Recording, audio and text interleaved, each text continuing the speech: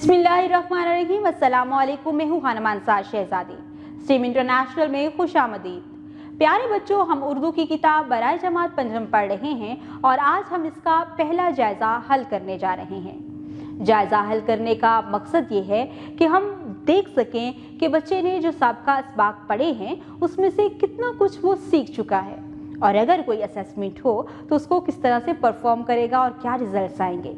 इसमें टीचर और स्टूडेंट दोनों की असेसमेंट बहुत आसानी से की जा सकती है। तो चले आए चलते हैं अपने जायज़ा नंबर 1 की तरफ। जायज़ा नंबर 1, ज़ुबानी इज़हार। सवाल नंबर 1, अपने ख़ानदान या शहर में होने वाली किसी शादी की तकरीब में अदा की जाने वाली रसूम के बारे में चंद जुमले बोले। लफ्ज़ों का खेल। सवाल नंबर 2, दिए गए अल्फाज को मामे में तलाश करें और अपनी कॉपी में इन अल्फाज के जुमले बनाएं।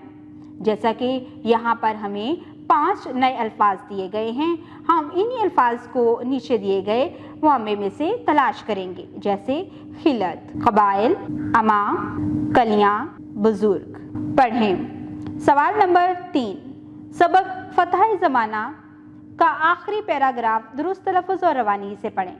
फ़वाइद, दिए गए जुमलों में खत्मा, सख्ता या इस्तिफ़हामिया की अलामत इस्तेमाल करें।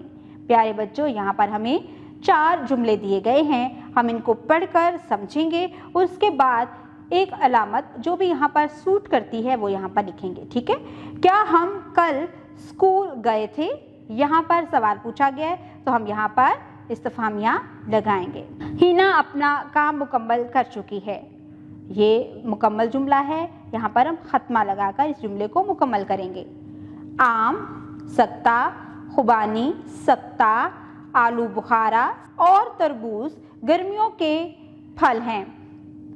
आसमान पर कितने सितारे हैं? ये एक सवाल है, इसलिए हम यहाँ पर इस्तिफ़हामिया की अलामत लगाएंगे। तख्लीकी लिखाई। सवाल नंबर 5, अपनी कॉपी में नबी करीम खातमुन नबिय्यीन सल्लल्लाहु अलैहि वालैहि वसहबिहि वसल्लम की सीरत पर मज़मून तहरीर करें। शाबाश प्यारे बच्चों, आज आपने पहला जायज़ा बखूबी अंजाम दिया है। आपने पहले जायज़े को बहुत ही अच्छे तरीके से मुकम्मल किया है।